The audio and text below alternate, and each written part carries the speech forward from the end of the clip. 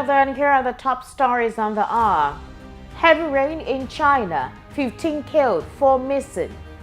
Violence continues in D.C. to mar independence festivities, 9 dead.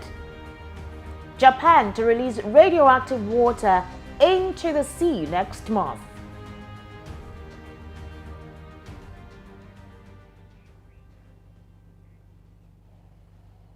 Hello and welcome to the World News on VOP TV. I am Esther Nwachukwu. At least 15 people have been killed while 4 others missing due to heavy rain that have hit China since Monday. All the deaths were reported in the southwestern Chongqing municipality. The rains have triggered floods and landslides, damaging property and displacing tens of thousands of people. Rains lashed parts of China after the country witnessed sweltering temperatures over the past few weeks. Climate change has been linked to both abnormal heat and extreme weather events. President Xi Jinping called on authorities to ensure people's safety and property in the affected areas.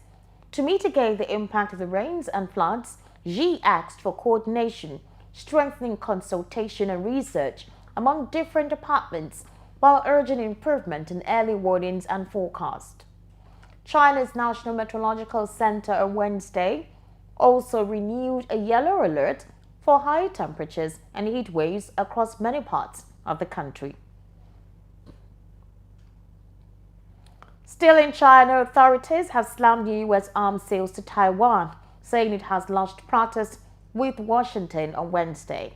Tan Kefei, spokesman for China's Defense Ministry, disclosed in a statement that China firmly opposes U.S. arms sales to Taiwan and has launched 10 representations with the U.S. Beijing's sharp reaction came after the U.S. State Department approved 2 separate potential sales of arms and logistics support for around $440 million to the island nation last week. Tan disclosed that the United States ignores China's core concerns, grossly interferes in China's internal affairs, and deliberately escalates tensions across the Taiwan Strait.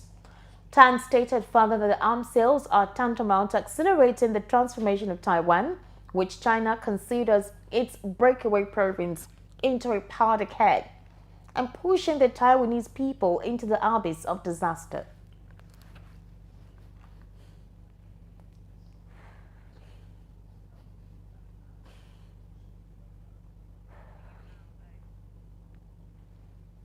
At least 28 civilians have been killed in nearly 6 weeks of fierce fighting between junta forces and ethnic armies in Myanmar's eastern Shan state.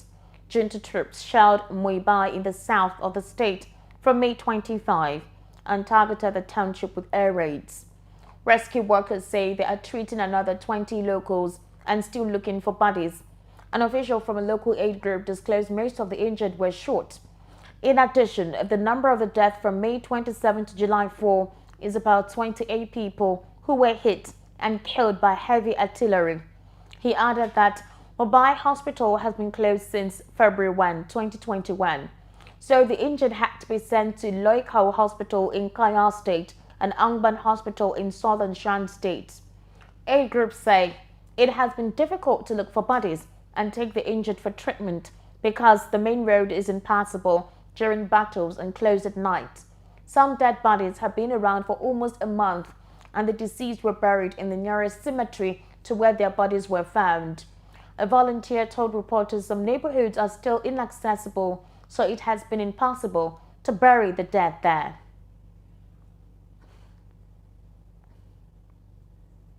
Nine people have been shot and wounded, including 2 minors, early on Wednesday in Washington, D.C. Assistant Chief Leslie Parsons of the Metropolitan Police Department disclosed in a statement on Twitter that shortly before 1 a.m., police responded to a report of a shooting on Meade Street in the northeastern quadrant of the U.S. Capitol. Parsons stated that upon arrival, officers discovered multiple shooting victims, including a 9-year-old and a 17-year-old. A dark-colored SUV seen driving through the neighborhood stopped and then shot at the victims outside, enjoying the July 4th holiday. Parsons said, calling the shooting, that it was targeted.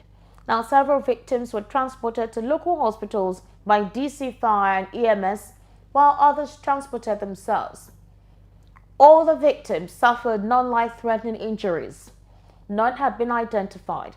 It was not immediately clear if there was more than one shooter in the vehicle, and no arrest has been made. Strong winds severely disrupted air and rail traffic in the Netherlands, and authorities urged people to stay indoors after Storm Polly hit the Dutch coast early on Wednesday with wind gusts of up to 120 kilometers per hour. The National Meteorological Institute gave a code red storm warning for a large part of the country, the highest level of alert. A spokesperson stated that Amsterdam's Schiphol Airport, one of Europe's busiest hubs, cancelled more than 300 flights, with traffic expected to be limited until at least 3 p.m. local time. Residents of the North Holland province, which includes Amsterdam, were sent push alarms on mobile phones warning them to stay indoors and to reserve emergency service numbers for life-threatening situations.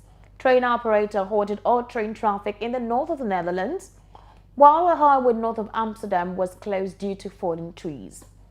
And that's a wrap on the world news right here on VOPTV. My name is Esther Wachiku. Please do share, subscribe live at VOPTV Live. Thank you for staying with us.